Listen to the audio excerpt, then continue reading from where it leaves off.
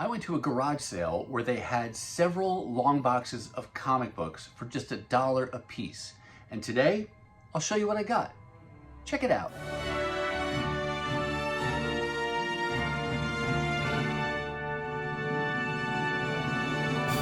Hey everyone, and welcome to my channel. My name's Chris, and this is Northgarden Comics. Today I've got a back issue haul of comic books to show you that came from a garage sale I found. The seller was selling a variety of mostly things like video games and consoles and things like that. The seller happens to have been a previous owner of a store called Gamerz Island, and occasionally now, even though he doesn't have the brick and mortar store anymore, he'll do pop-up sales around at different shows and conventions, and in this case garage sales. And so I'll put a link to his social media presence down below in case you're in the Minnesota area and you want to check him out or look for his future sales. But at this particular sale, like I said, he had mostly video games and consoles, things like that, but he did have 4 or 5 long boxes of comic books that were priced at just $1 a piece. And I was able to find some really cool things that I wasn't even looking for necessarily, but I wasn't going to leave them behind at just $1 a piece. So I've got a whole bunch of books to show you, and surprisingly, as I looked at these, there may be more DC books than Marvel, which is rare for me because 99% of what I collect actively today is Marvel. So that'll be a treat for those of you who are bigger DC fans than Marvel today. But let's go ahead and get to the books that I found at this garage sale. Let's start things off with a few Star Trek comics. I am not actively collecting Star Trek, but my wife and I are both very big fans of multiple iterations of the TV shows. And recently, this is the one comic book that Nicole has said she wants me to keep an eye out for her. So happy to do so. If my wife wants comic books, I'm happy to get them for her. And so I found a few Star Trek books to add to her collection. This is from the original Star Trek series. Got to hold it on a weird angle there. Sorry, because the bag that this is in is one of the, actually this is a Mylar bag. So great for presentation of comics, but not great for presentation of comic books on camera. Hey look, it's me. But anyway, this is Star Trek from the original series. It's probably like, I don't know, issue number 37, 40, 47. It's somewhere in the 30s or 40s, I think. Obviously not very easy to see because there's no issue number on the front cover that I'm aware of, but found that for her, so grabbed that. Got a couple DC Star Trek comic books. Not working on the DC stuff for her as well. I'm working on that original series and then more of the Marvel, but when there's something significant that's not one of those two categories, I'm still going to grab it. In this case, they had Star Trek #1 from DC, and I don't know how it ping-ponged back and forth, but I know both Marvel and DC, and now IDW, had the license for Star Trek comics. This looks like it was back in '84. So Marvel, I think, had it first because you'll see some of those earlier ones in here. And then I also got, from the same series, but much higher number, this is issue number 37. Got that because I just like the cover with the badge on there. That was pretty cool looking. And then these were my favorite Star Trek comic finds of the day.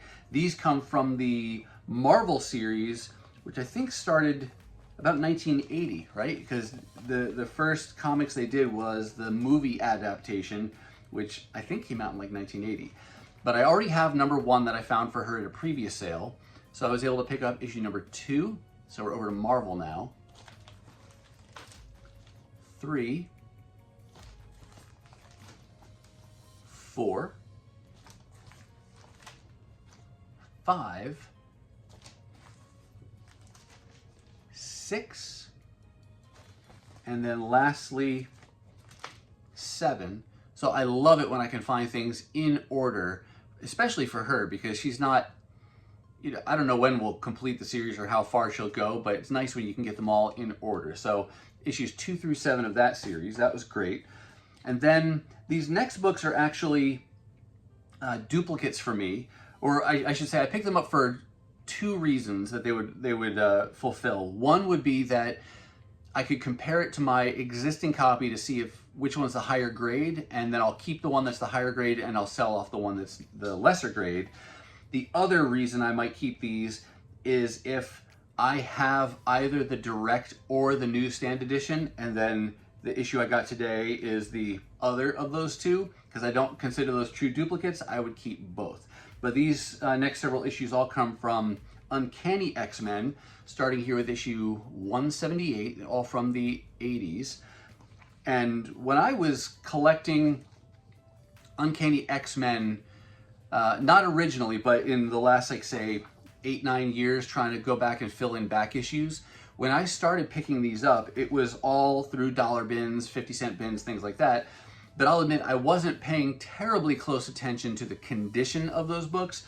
And so that's why now as I go through, I'll look and see, is there one I can find today with a more discerning eye and get a higher grade copy than the one I grabbed hastily maybe 5, 6, 7 years ago. So I'll compare those to what I have in my collection today and then make decisions from there. Also found one issue from the classic X-Men reprint title that I'm working on. So this is issue 41. Presently working on everything that was reprinted from Giant Size X-Men #1 up through, I think it started with ended with issue 141, because the chunk I'm going for ends just before Days of Future Past. For whatever reason, they didn't reprint that one in this title. I do have those issues, but in a different format. But found that. Another just kind of one-off that I found that I will always grab when I see these. This is Marvel Feature Presents Red Sonja. So that's #2 from that first kind of headlining series that she had. So those are just fun early appearances of that character. And then the next two are from a couple X-Men limited series that I just grabbed because they were there. This is Iceman #4 of 4. I don't remember really seeing this one too often. I don't have any of the issues, but it's in really nice shape. The pages are nice and white still inside, so I figured I like Iceman as a character. Let me go ahead and grab this, and now I'll continue to hunt for issues 1 through 3. And then another 80s X-Men limited series is this issue 3 from Storm and Illyana, the Magic limited series. I think I had this issue already, but again, wasn't sure if this one was a better condition copy than the one I have or not. And if this is, if I have the newsstand and this is direct, then, I would keep it for that reason as well. But pick that up for just $1. All right, next here, let's go to another smattering of different things. The next 2 issues I'm going to show you I got because they were #1s. This first one is The Warlord, #1. Again, sorry, a little bit reflection there. I see this DC title, fantasy title, a lot in the dollar bins, but it's always higher numbers. This thing ran for a lot of issues, but I've never seen #1, so I figured if it's a #1, I'm gonna go ahead and grab that. Just a fun thing to find since I don't see that very often. And then similarly, ElfQuest #1, their first ongoing comic size series. I think everything before this was done in like a magazine style format, but my brother collected this back in the 80s a little bit. He has a handful of issues, but I see these also in the dollar bins a lot, but never issue #1. So I figured that's a gem of a find. Not terribly valuable, I don't think, but still just a fun find to get #1 for just $1. Another couple fun finds that I wasn't expecting. Here's a good one. Star Wars #3. Nice low number 80s Star Wars. Is that 80s even, or is that going to be late 70s? I'll admit, I didn't even recognize that was Chewbacca on the cover at first. It just looks like a big gorilla. But yeah, that's Chewbacca on the cover. So Star Wars #3, that was a super exciting find. And it looks like some kind of Whitman variant that this was probably in a multi-pack at some point, or originally. And then also with Star Wars, here's issue number 29. So always fun to find Bronze Age Star Wars, especially in the dollar bins. This next one, Star Slayer #3. This is actually the second appearance of The Rocketeer. Loved that movie that Disney did back in the early 90s. Never really got too much into the comics then or recently, but I love the character. And I remember hearing rumors a little while back that they were going to either do a relaunch of the movie or a series or something with Disney. Who knows if that'll ever come to fruition, but character is cool either way and fun to get his second appearance for just $1. Oh, looks like I forgot to show you some before. There were some other Uncanny X-Men's that got separated from that first pile. I'll just show you these real quick. Again, either gonna keep it or sell it based on which copy is the better condition copy, the one I own presently or these new ones that I found. And then if newsstand direct, I'll keep them both if now I have one of each. So a few more Uncanny X-Men's to add there.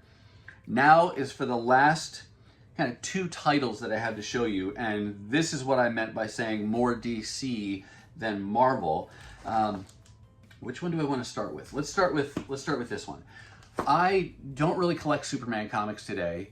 I did collect Superman and his, associated titles back in the late 80s, early 90s a little bit, and there were several. You had Superman that rebooted with a new #1 when John Byrne was in creative control there. Then you had Adventures of Superman, you had Action Comics, and you had Superman Man of Steel, and I don't remember if there were others. So there were a lot of Superman titles flying around, no pun intended, at that time. And I'm working on filling in some of those holes, but with a title like Action Comics, for example, when I can find earlier issues real cheap and in decent condition, it's hard for me to resist those just because they're so fun to look at. And I'm going to show you these actually in reverse order because these are mostly Bronze Age, but then I even found a Silver Age book. So I want to save that one till the end of the pile for Action Comics. But starting with the highest number Action Comics issue that I found, here's 493. And most of these books you're seeing are these just bagged like this, no board and not taped or anything, just a polyethylene bag, very common for the time. And that's always exciting for me as well when I'm at a garage sale or some other sale to find them, because that's probably the bag they've been in since they were first bagged in the 70s or 80s. So great when I can still find them. And they're well preserved. I mean, the bags are a little foggy, or a little yellowed over time, but they're doing their job nonetheless. But there's 493, 492. Jumping back, 457. That's actually the first 30-cent price cover there. And the rest of these covers, I don't know, they're really cool looking to me. These are all from the 70s. That's a nice cover. I just like the art style here. Here's 451. This is a great cover, I think, on 446. Just love, I guess that's Lois there, hanging around the corner, gonna find out how Clark Kent contacts Superman. Very cool cover. 434. That art, the face here, it reminds me very much of somebody else's style. I can't think of who it's reminding me of, but definitely seems familiar. Of somebody, more current, is what I mean. 431. Here is 424, back to 20-cent cover prices. And then the Silver Age book, just barely Silver Age, 1969. It's a 15-cent cover, Action Comics 378. Sorry again for the glare, but a Silver Age book like that with a real famous character for just $1, it is beat up. There's plenty of spine ticks. The OPP and Mylar bags really do a nice job of covering over some of those imperfections and really helping it present well, but super fun to be able to find that. And even though I'm not collecting that title, absolutely gonna bring that home when it's just $1. Super great find there. So Action Comics from the 70s and late 60s. And then this next and final stack here, these are all 1980s detective comics featuring Batman, of course, or starring Batman. Similar to the Superman story I shared with you before, I was collecting some Batman in the late 80s, early 90s. It would have been Batman and then Detective Comics. Not working on completing the entire run, but when I find older issues, again, real cheap and in good condition, it's really hard for me to resist those just because it's so fun to look at these things and I mean, heck, at the end of the day, I just love comic books, so they're just really fun to look at, flip through, smell, read, you name it. All right, so these are going to go in normal order, ascending order.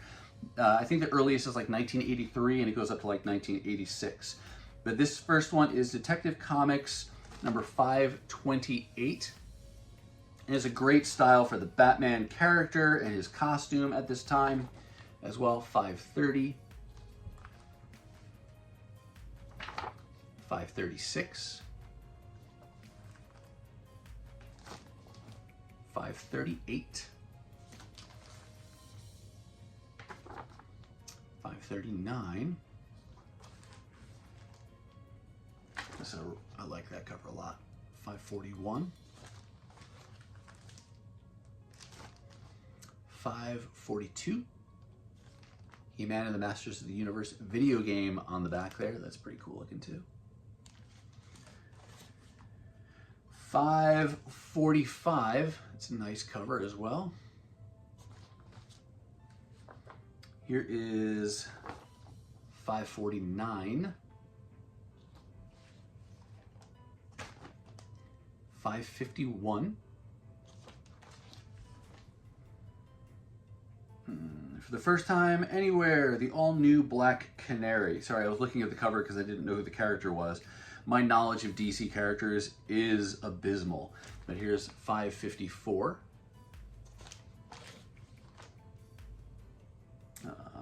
556. 557. And if you know anything significant, noteworthy about any of these issues I'm showing you, please share it in the comments for others to be able to benefit as well. Maybe it's something you collected and a reason why you love it so much, or a reason why you've gone hunt down that particular issue. I don't think there's any major keys at all in here. I'm fairly confident of that, but still, if there's cool things to share, please let us all know so we can benefit from that as well. 558. It's kind of a neat cover here on 560. And you see what I mean? There's a lot of issues here, just $1 a piece. Wasn't looking for any of these, but hard to leave them behind. 562. And last but not least, 565.